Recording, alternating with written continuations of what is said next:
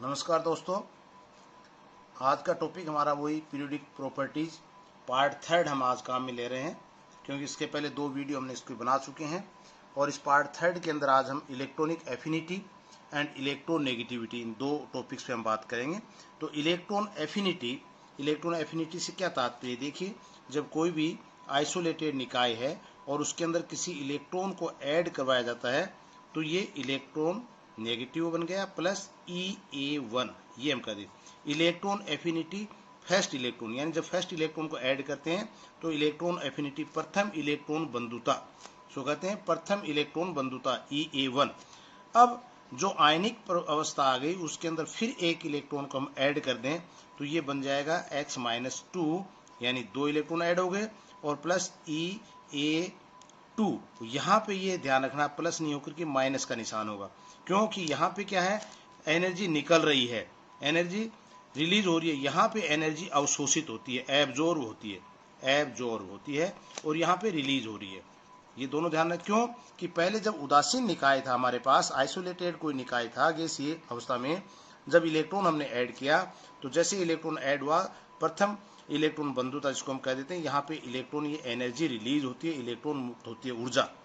और जबकि जब आयनिक अवस्था में आने के पश्चात फिर एक इलेक्ट्रॉन को हम ऐड करते हैं तो ये दूसरा इलेक्ट्रॉन ऐड हो गया, लेकिन यहाँ पे इलेक्ट्रॉन ऐड होने के पश्चात इलेक्ट्रॉन एफिनिटी जो बात हम करते हैं वहाँ पे ऊर्जा अवशोषित होती है, न कि मुक्त।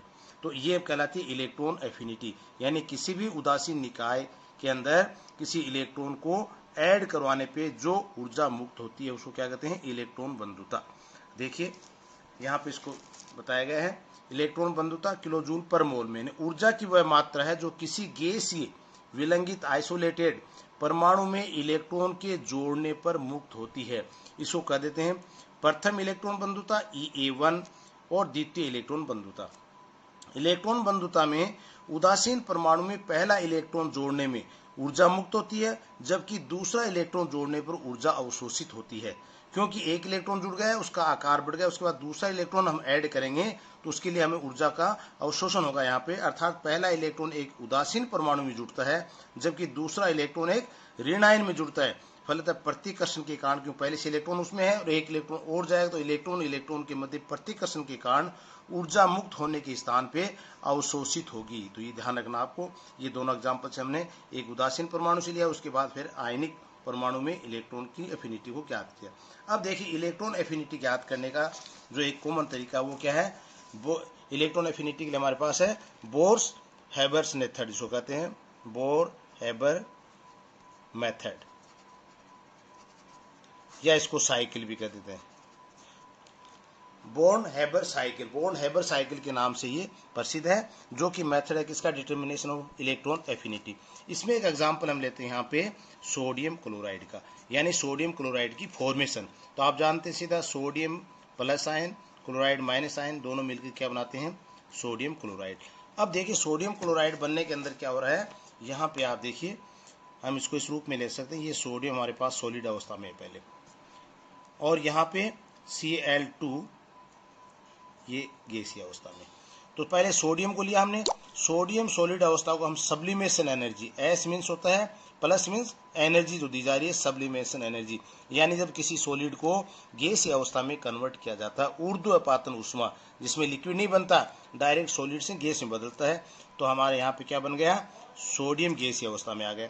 अब सोडियम परमाणु गैसीय अवस्था में आने के पश्चात हम इसको देंगे आयोनाइजेशन एनर्जी, ये भी प्लस में, तो आयनिक अवस्था में बदलने के लिए जो ऊर्जा दी जाती है वो आयोनाइजेशन एनर्जी कहलाती है। इससे क्या बन गया, सोडियम प्लस आयन गैसीय अवस्था में। तो यहाँ तक दो चीज आ गई।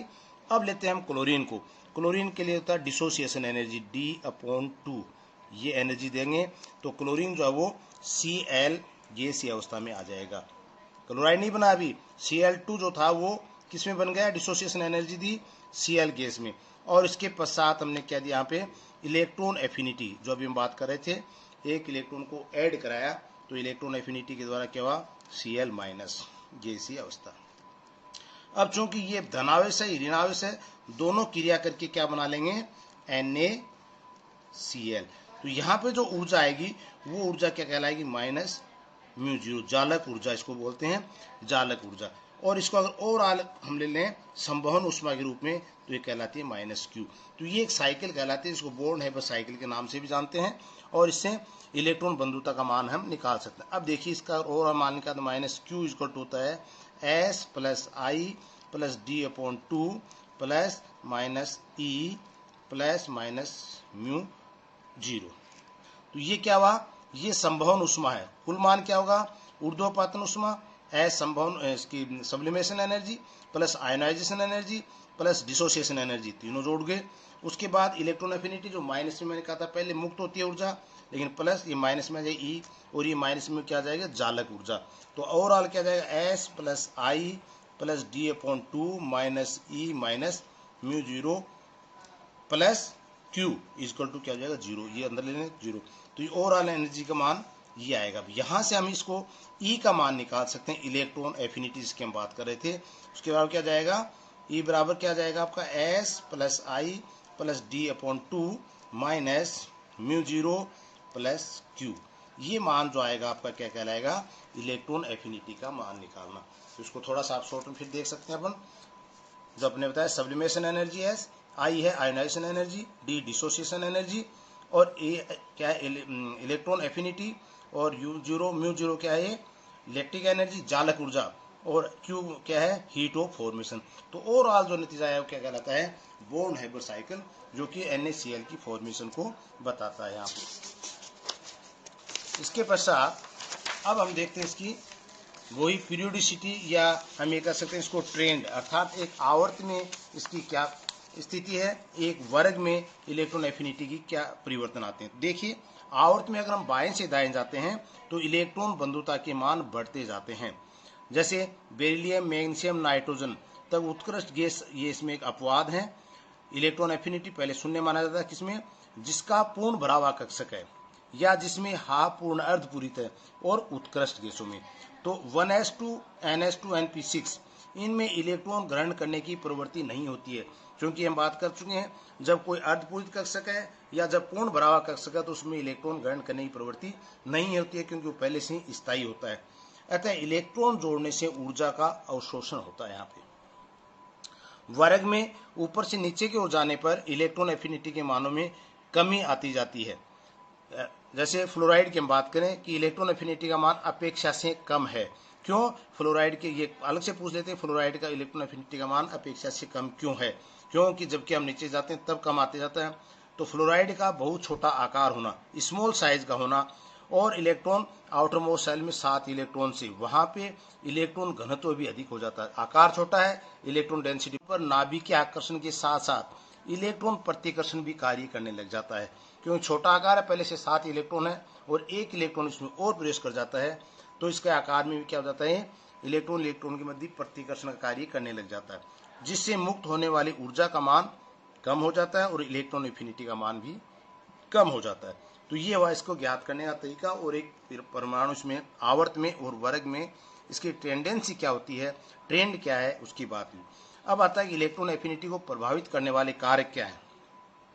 तो इलेक्ट्रॉन एफिनिटी को प्रभावित करने वाला पहला कारक है एटॉमिक साइज, यानी एटॉमिक साइज अगर बढ़ रही है तो इलेक्ट्रॉन एफिनिटी के साथ क्या है, इन्वर्सली प्रोपोर्शनल, अर्थात साइज जैसे जैसे बढ़ेगी इलेक्ट्रॉन एफिनिटी कम होती जाएगी, इलेक्ट्रॉन एफिनिटी जैसे जैसे बढ़ेगी साइज कम होती जाएगी। दूसरा आता है इफेक्टिव न्यूक्लियर चार्ज, प्रभावी नाभिकीय आवेश जो कि प्रोपोर्शनल होता है इसके, अर्थात इलेक्ट्रॉन न्यूक्लियर चार्ज या इफेक्टिव न्यूक्लियर चार्ज प्रभावी नाभिकीय आवेश जैसे जैसे बढ़ेगा इलेक्ट्रॉन की एफिनिटी भी बढ़ती जाएगी, इलेक्ट्रॉन एफिनिटी बढ़ती जाएगी। और तीसरा आता है शील्डिंग इफेक्ट, परिरक्षण प्रभाव।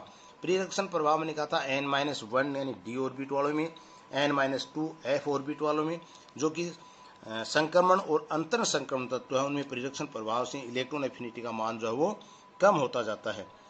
लास्ट है चौथा stability electronic configuration of atom, एक स्थायी विन्यास का कॉन्फ़िगरेशन जब आ जाता है, उसमें मैंने बताया वेकेंट ऑर्बिट हो, हाफ फील्ड ऑर्बिट हो, या फुल फील्ड हो, इनर्ट गैस वाले हो, इन सब के अंदर नया इलेक्ट्रॉन जुड़ने पर तत्व का स्थायित्व कम हो जाएगा, अतः इलेक्ट्रॉन एफिनिटी का मान कम हो जाएगा और ऊर्जा का अवशोषण होगा। अब आता है इसमें इम्पैक्ट ऑफ केमिकल बिहेवियर, यानी रासायनिक क्या प्रभाव इस पर पड़ सकते हैं। इलेक्ट्रॉन एफिनिटी उच्च है, इलेक्ट्रॉन ग्रहण करने की प्रवृत्ति तीव्र है, ऐसे तत्व क्रियाशील अधिक होंगे। ये तत्व है, जितनी इलेक्ट्रॉन एफिनिटी उच्च होगी वे प्रबल ऑक्सीकारक होंगे। जैसे जैसे इलेक्ट्रॉन एफिनिटी का मान बढ़ता जाता है ऑक्सीकरण का मान भी बढ़ता जाएगा।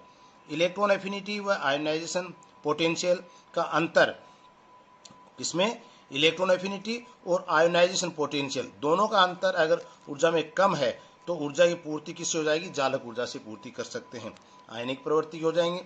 अगर इलेक्ट्रॉन एफिनिटी और आयोनाइजेशन पोटेंशियल में अंतर का मान ज़्यादा है तो इसमें पूर्ति जालक ऊर्जा से नहीं होगी, तो यौगिक बंध बन जाएगा कौन सा, सहसंयोजक बंध का गुण आ जाएगा। तो अर्थात ये केमिकल बिहेवियर भी प्रदर्शित करते हैं। इसके बाद आता है अपना अगला टॉपिक इसके अंदर इलेक्ट्रोनेगेटिविटी। अब देखिए इलेक्ट्रोनेगेटिविटी में क्या होता है, इलेक्ट्रोनेगेटिविटी क्या गुण है, ये ए और ये बी हमारे पास दो परमाणु हैं। अब इलेक्ट्रोनेगेटिविटी के अंदर क्या दो ये इलेक्ट्रॉन के द्वारा बंध बन रहे हैं, अर्थात बी के द्वारा या ए के द्वारा अपने बॉन्डेड इलेक्ट्रॉन, कौन से बॉन्डेड इलेक्ट्रॉन को अपनी ओर आकर्षित करने की प्रवृत्ति, या ये कह सकते हैं कि दोनों परमाणु के मध्य बंधित इलेक्ट्रॉन को अपनी ओर आकर्षित करने की जो प्रवृत्ति है, किसकी, बॉन्डेड इलेक्ट्रॉन को परमाणु के द्वारा आकर्षित करने की जो प्रवृत्ति है वो उसकी इलेक्ट्रॉन नेगेटिविटी कहलाती है। तो ये गुण किसका है, इस एटम का है कि इसकी प्रवृत्ति है बॉन्डेड इलेक्ट्रॉन को अपनी ओर आकर्षित करने की। इसके द्वारा क्या हो जाए, फॉर एग्जाम्पल हम लें कि एच और एफ दोनों में बंद है, तो अब स्वाभाविक बात है कि एच जो है इलेक्ट्रॉन किस ओर जा रहा है, फ्लोरीन की ओर, अर्थात एच के ऊपर क्या आ गया, ये पार्शियली पॉजिटिव चार्ज आएगा, फ्लोरीन के ऊपर क्या आ गया, पार्शियली नेगेटिव चार्ज, ये डेल्टा प्लस डेल्टा माइनस, ये क्या होता है partially positive and negative charge है। इसका मतलब क्या से हो रहा है कि बॉन्डेड जो इलेक्ट्रॉन है वो हाइड्रोजन से फ्लोरीन की ओर मूव कर रहे हैं या फ्लोरीन की ओर ज्यादा पोलराइज हो रहे हैं, तो इससे क्या हो जाएगा, एक पोलर बॉन्ड फॉर्मेशन हो जाएगी, पोलर बॉन्ड फॉर्मेशन, ध्रुवित बंध बन जाएगा। दूसरा, मान लीजिए समान ही परमाणु है जैसे क्लोरीन क्लोरीन, तो यहाँ पे हम ये चीज अप्लाई करें नहीं होगा, क्योंकि दोनों की इलेक्ट्रोनेगेटिविटी या ये कहें दोनों की विद्युत ऋणात्मकता क्या एक समान है, तो बॉन्डेड इलेक्ट्रॉन जो है वो इसका इस ओर भी नहीं आ सकता, इस ओर भी नहीं आ सकता, तो ऐसा जो बॉन्ड फॉर्मेशन होता है वो होता है नॉन पोलर कोवेलेंट बॉन्ड कह सकते हैं इसको, या इसको बोलते हैं प्योर कोवेलेंट बॉन्ड। तो प्योर कोवेलेंट बॉन्ड में क्या हो, जिसके दोनों परमाणुओं के मध्य विद्युत ऋणात्मकता का अंतर जो है वो नील शून्य हो, और जिसमें विद्युत ऋणात्मकता का अंतर जब आएगा तो वो क्या बनाएंगे, पोलर बनाएंगे, आयनिक बंध बनेंगे, और यहाँ पे नॉन पोलर होगा जो कि प्योर कोवेलेंट बॉन्ड पूर्ण सहसंयोजक बंध की प्रवृत्ति होगी, ये कहलाती है विद्युत ऋणात्मकता। अब देख इसका मेथड ऑफ डिटर्मिनेशन ऑफ विद्युत ऋणात्मकता को ज्ञात करने का मेथड क्या क्या है। पहला मेथड है पोलिंग का मेथड। पोलिंग मेथड में क्या दिया था उन्होंने, A2 प्लस B2 दो परमाणु हैं, ये दोनों क्रिया करें 2AB फॉर्मेशन हो रही है। अब कह रहे हैं यहाँ पे तीन तरीके से बॉन्ड बन सकते हैं, कैसे, A पार्शियली पॉजिटिव हो, B पार्शियली नेगेटिव हो, दूसरा A पार्शियली नेगेटिव हो, B पार्शियली पॉजिटिव हो, और तीसरा क्या हो सकता है, A और B के मध्य पूर्ण कोवेलेंट बॉन्ड बन जाए, 100% कोवेलेंट बॉन्ड फॉर्मेशन हो जाए। तो ये पहला क्या हो जाएगा, इसमें partially positive negative charge, third भी क्या है, पार्शियली पॉजिटिव नेगेटिव चार्ज, और मध्य का क्या है, 100% कोवेलेंट बॉन्ड। तो आंशिक आयनिक प्रवृत्ति के कारण कौन से हैं, पार्शियली पॉजिटिव और नेगेटिव चार्ज, आंशिक आयनिक प्रवृत्ति के कारण इनका ए और बी के मध्य का बंध 100% सहसंयोजक से अधिक मजबूत होगा, ये ध्यान रखना है। हम कहते हैं ये बंध मजबूत है, ये है, तो हम कहेंगे तो आंशिक प्रवृत्ति के कारण, आयनिक प्रवृत्ति के कारण, पार्शियली पॉजिटिव और नेगेटिव नेचर के कारण इनका ए और बी का बंध जो 100% सहसंयोजक बंध से अधिक मजबूत, अधिक स्ट्रॉन्ग बंध बनेगा। ये अगर मान निकालें तो डेल्टा वास्तविक बंध माइनस 100% सहसंयोजक बंध के लिए ऊर्जा का मान है, जो 100% सहसंयोजक बंध क्या हो जाएगा, √A का A बॉन्ड और B बॉन्ड दोनों का मान आ जाएगा। इसको ज्ञात करने के लिए आप देखिए यहाँ पे दो तरीके हमारे पास हैं। हम जानते हैं 1 इलेक्ट्रॉन वोल्ट एटम का मान जो है वो होता है 23.06 किलो कैलोरी पर मोल, अगर किलो कैलोरी पर मोल में हमें ज्ञात करना है। दूसरा मान लीजिए इलेक्ट्रॉन वोल्ट पर एटम की हम बात करें, ये 96.49 किलो जूल पर मोल। अब एग्जाम में कई बार किलो कैलोरी पर मोल से पूछ सकते हैं या किलो जूल पर मोल से पूछ सकते हैं। तो इसको हम कह सकते हैं 1/√23.06 इक्वल टू 0.208 किलो कैलोरी पर मोल, ये इसका मान आता है। और अगर हम इसको किलो जूल में लेंगे तो 1/√96.49 इक्वल टू ये मान आएगा 0.1017 किलो जूल पर मोल। तो ये दोनों मान जिसमें भी आपको निकालना है तो ये ध्यान रखना कि 1 इलेक्ट्रॉन वोल्ट का मान किलो कैलोरी पर मोल में ये होता है और 1 इलेक्ट्रॉन वोल्ट का मान किलो जूल पर मोल में ये मान इसका निकाल सकते हैं। इसी के रूप में हम आगे इसको लें तो आप देखेंगे हाइड्रोजन के लिए मान निश्चित किया है कि क्या किया, साई इसको किससे दर्शाते हैं, काई, इसको बोलते हैं काई, ये कहलाती है काई। तो काई का मान हाइड्रोजन के लिए अगर हम है 2.065 मानते हुए तो काई ए काई बी, ये ए परमाणु है ये बी परमाणु, दोनों का मान क्या 0.12 से निकालने एक, तो ये आएगा किलो कैलोरी पर मोल में, ये आएगा किलो जूल पर मोल में, ये दोनों मान निकाल सकते हैं।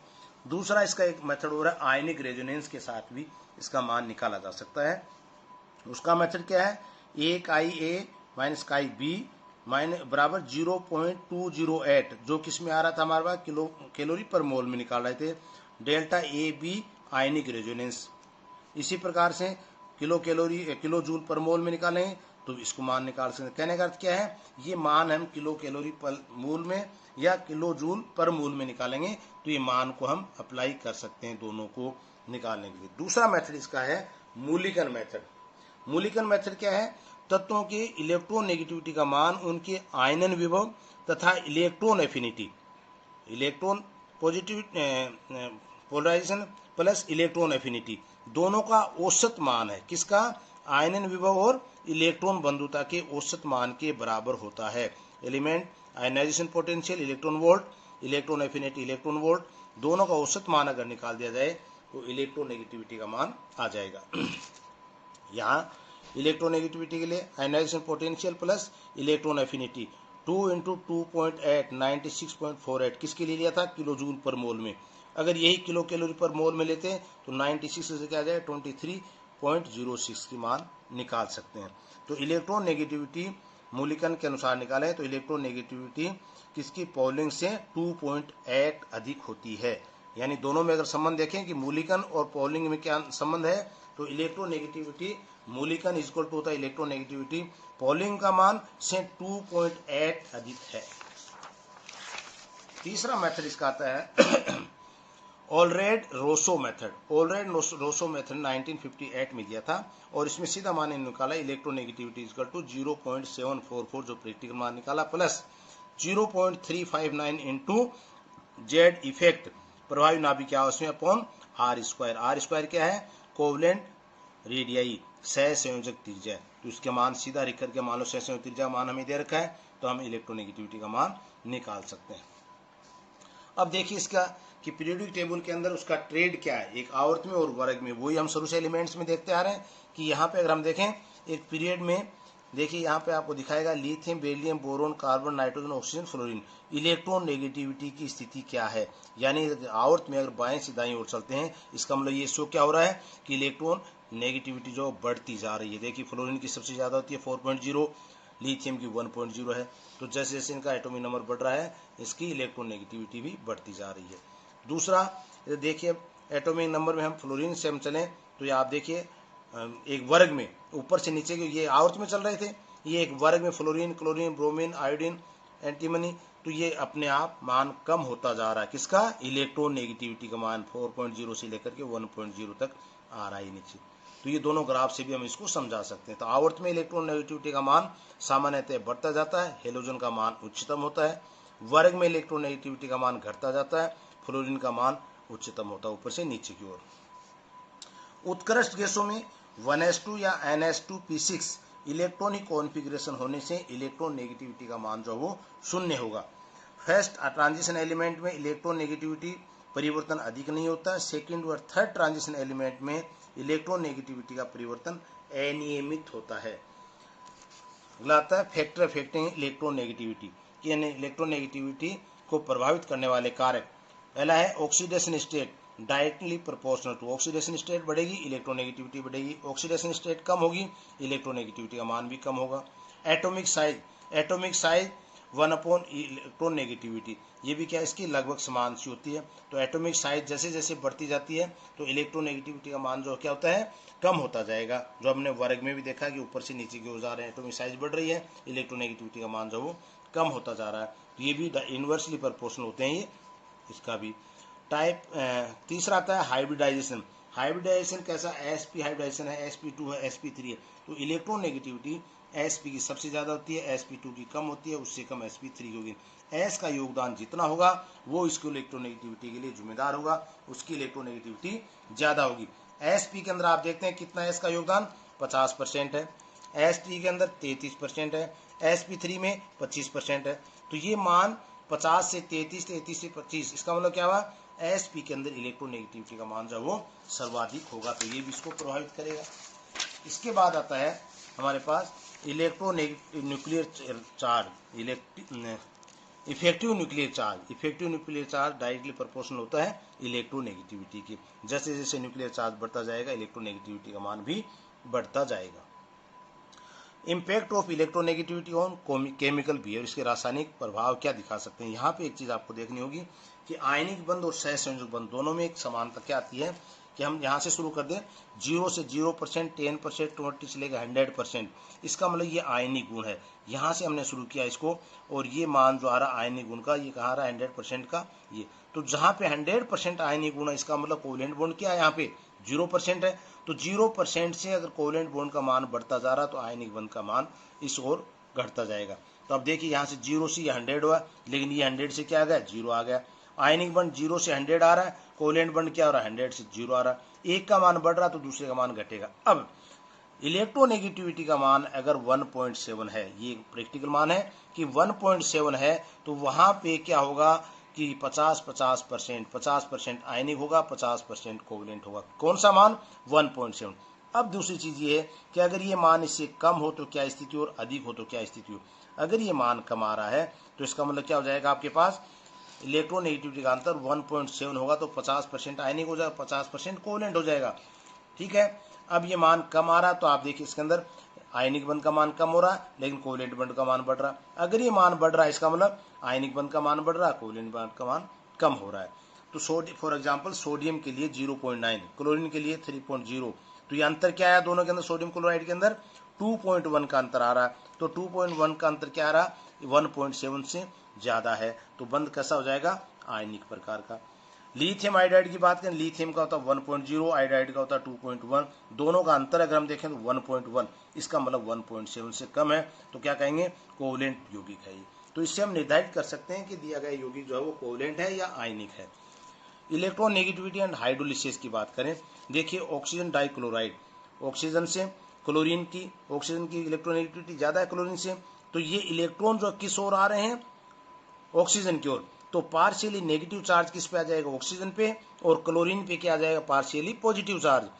इसको SOH से हम क्रिया कराएंगे तो आप यहाँ देखेंगे हाइपोक्लोरस अम्ल HClOH बन रहा है।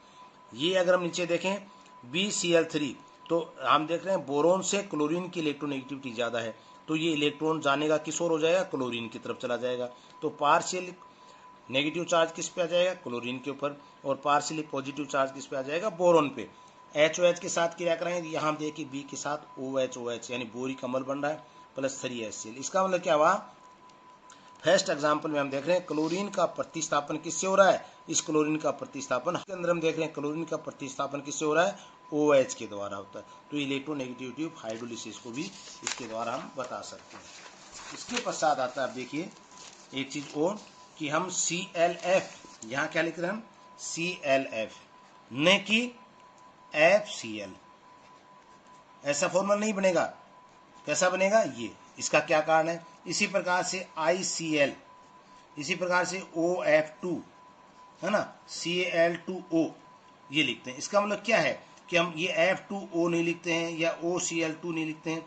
इसका कारण क्या है, इसका कारण ये है कि जो बाइनरी कंपाउंड है उनमें क्या होता है, अणुसूत्र लिखते समय हमें ध्यान रखना पड़ेगा, सबसे पहले उस तत्व का प्रतीक लिखा जाएगा जो कम ऋण विद्युतीय तत्व है। यहाँ पे आप देख रहे हैं क्लोरीन जो है वो फ्लोरीन से कम ऋण विद्युतीय तत्व है, क्लोरीन से आयोडीन कम है, फ्लोरीन से ऑक्सीजन कम है, ऑक्सीजन से क्लोरीन कम है। इसलिए हम जिसकी विद्युतीय ऋणात्मकता कम होगी उसको प्रतीक को पहले लिखेंगे और जिसकी ज्यादा होगी उसको बाद में लिखेंगे। लेकिन एक अपवाद भी है, क्या है? अमोनिया। होना क्या चाहिए था इसके अंदर? अगर उपरोक्त तो देखते H3N होना चाहिए, लेकिन ऐसा नहीं है। क्या है? NH3 है, जो कि पहले से चला आ रहा है, इसलिए इसको हम कह रहे हैं एक अपवाद के रूप में भी ये याद रखना।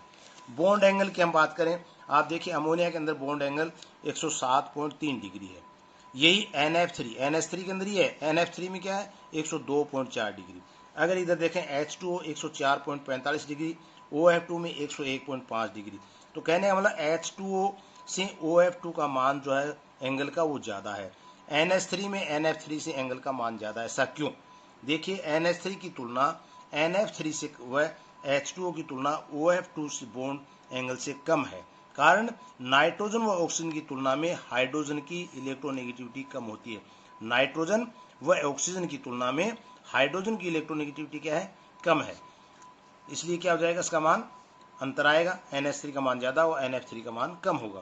फ्लोरीन की इलेक्ट्रोनेगेटिविटी नाइट्रोजन व ऑक्सीजन दोनों से अधिक है, अतः NF3 व OF2 में बॉन्ड इलेक्ट्रॉन फ्लोरीन की तरफ होंगे, यानी बॉन्ड पेयर प्रतिकर्षण कम होगा और लोन पेयर व बॉन्ड पेयर प्रतिकर्षण अधिक प्रभावी हो जाएगा। इसका मतलब क्या है?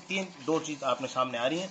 एक तो आ रहा है लोन पेयर जो कि फाइनेंस के रूप में आपने पढ़ा हुआ रूल के अंदर। एक होता है लोन पेयर बॉन्ड पेयर, एक होता है बॉन्ड पेयर, यानी ये भी अलग अलग प्रतिकर्षण का प्रभाव दिखाते हैं। लोन पेयर जैसे हम कहें जल के अंदर ये H2O स्थिति, यहाँ पे ये लोन पेयर है, तो ये लोन पेयर, इसको लोन पेयर बोलते हैं, ये लोन पेयर बोलते हैं, ये बॉन्ड पेयर है। ठीक है, तो यहाँ पे लोन पेयर जब प्रतिकर्षित करते हैं तो अपना आकार जो वो इस ओर दबा देते हैं। इसका मतलब H नजदीक आ जाते हैं। ये मान sp3 में अगर हम देखें 109 डिग्री का मान है, लेकिन ये क्या आ जाता है? 160 डिग्री पे आ जाता है, 104 पे आ जाता है। अमोनिया में देखें, H2O में देखें। इसका मतलब मान कम क्यों हो रहा है? क्योंकि यहाँ पे लोन पेयर का भाव ज्यादा दिख रहा है। इसी प्रकार से अगर हम कहें lone pair bond pair, ammonia की हम बात करें, ये बात करें तो यहाँ पे लोन पेयर बॉन्ड पेयर है। ये क्या आ गया? लोन पेयर आ गया, और ये क्या है? बॉन्ड पेयर है। तो इनके मध्य प्रतिकर्षण लोन पेयर से कम होगा, और इसमें बॉन्ड पेयर में सबसे कम होगा। अब देखिए यहाँ पे अमोनिया का हमने लिया 160 डिग्री का, यानी NH ये एक ही है हमारे पास, लोन पेयर बॉन्ड पेयर। यहाँ पे आप देखेंगे फ्लोरीन की से तुलना में कर रहे हैं, तो यहाँ पे इलेक्ट्रॉन किस ओर जा रहे हैं? हाइड्रोजन से नाइट्रोजन की ओर जा रहे हैं। नाइट्रोजन की ओर जाएंगे तो क्या होगा? बॉन्ड लोन पेयर और बॉन्ड पेयर के इलेक्ट्रॉन के मध्य प्रतिकर्षण होगा। लेकिन यहाँ देखिए नाइट्रोजन से इलेक्ट्रॉन किस ओर जा रहे हैं? फ्लोरीन की ओर जा रहे हैं, तो ये क्या होगा? बॉन्ड पेयर प्रतिकर्षण कम होगा, यानी ये प्रतिकर्षण और भी कम हो जाएगा। कम होने से क्या होगा? बॉन्ड पेयर का मान वो कम आ जाएगा, वो बॉन्ड एंगल का मान, और इसमें बॉन्ड एंगल का मान ज्यादा होगा। तो लोन पेयर बॉन्ड पेयर व लोन पेयर प्रतिकर्षण ज्यादा प्रभावी होते हैं।